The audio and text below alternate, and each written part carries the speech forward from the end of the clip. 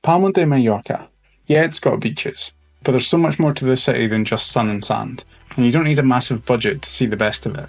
I'm going to show you 25 things to do in Palma, most of them free, and the rest won't break the bank either. Let's get into it.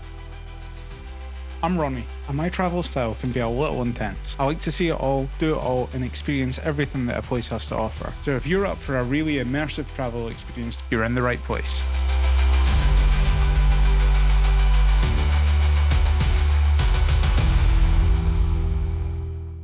Palma's Old Town is made for walking. That's how you'll see most of this stuff.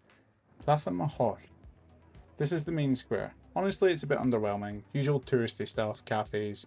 You'll walk through it, but don't expect to be amazed by it. Just off of the Plaça Major is the Basilica de San Miquel, one of Palma's oldest churches, built on the site of a former mosque. Pop in for a quick look and check out the Gothic architecture.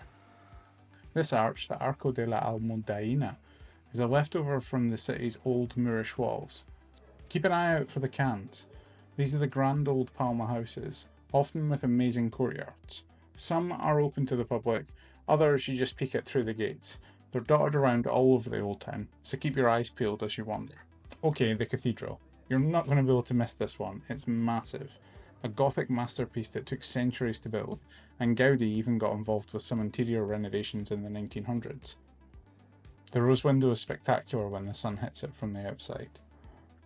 Next door to the cathedral, you've got the Almudaina Palace, still an official royal family residence. If the flag is flying, it means they're home. It's a pretty impressive building from the outside. Allout.travel gardens at the foot of the palace. These were once the royal orchards. Now they're a little oasis of calm, with fountains, sculptures and shade. Parc de la Mar, below the cathedral and palace. Big lake, classic reflection shot of the cathedral, relax, take photos, you know the drill. Fancy something different? Check out the Convent de Santa Clara. Still a working convent. The nuns sell biscuits and sweets through a revolving door. You don't see them, they don't see you. It's pretty unique. The Iglesia de Santa Eulalia. Massive tower, almost as tall as the cathedral, worth a look inside. It's one of Palma's most important Gothic churches. These Arab baths are some of the only surviving bits of Moorish architecture in Palma. They date back to around the 10th and 12th centuries, when Palma was a Muslim city called Medina Mallorca. Another little church slightly hidden away is the Iglesia de San Antonio Abad, worth checking out if you're into churches and that. Wander around the narrow streets of Palma's old Jewish quarter. It's where Palma's Jewish community lived for centuries, until they were forced to convert or leave in the 15th century. For a real taste of old Palma, check out Fundación. This place isn't just a bakery, it's a bit of a landmark. It was founded in the 1800s, got a major modernista makeover in 1916, and it's still going strong.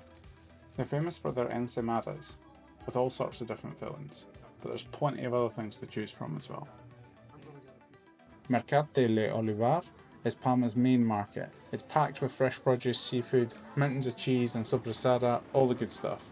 You can grab yourself some picnic supplies or just wander and take it all in. And there's a Mercadona supermarket upstairs, because of course there is.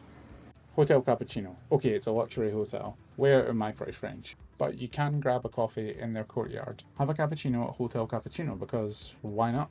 For some authentic tapas, head to Plaça de Encoy. There are a few good bars all around this square. Right on Carrer de San Miquel, you've got a free art gallery. It's part of the Fundación Juan. This one focuses on graphic art, drawings, prints, that sort of thing. It's smaller than the main museum, but still worth a look. The Grand Hotel. It's not a hotel anymore. It's the Caixa Forum Palma, a cultural centre. Hop on a bus for about 20 minutes to get to the foot of Bellver Castle Park. It's a bit of a walk up, 15 minutes, all stairs, but you get to see one of the few circular castles in Europe, and you get amazing views of Palma, the bay and the mountains. There is a fee to enter, but if you go on a Sunday, it's free. And check out this old part of the city walls at the Mirador Boulevard de Príncipe. Take a stroll down the Passage del Bon, designer shops on this tree-lined avenue. There's a really nice atmosphere here. And enjoy a sunset walk along the beach. Make sure to come back and check out the old town at night as well. Most of the big buildings are lit up and they look really cool. If you have time for a day trip, I highly recommend Valldemossa. It's a beautiful village in the mountains, easily reached by bus. I've made a whole separate video about it, so check it out if you're interested. So that's Palma de Mallorca on a budget. 25 things to see, do, eat and explore. It's a city with so much more to offer than just the beaches. It's got history, it's got culture, it's got life. Get yourself here and discover it for yourself. If you want to see more content like this, then please give this video a like, subscribe, hit the notification bell. It really helps. Cheers, see you soon.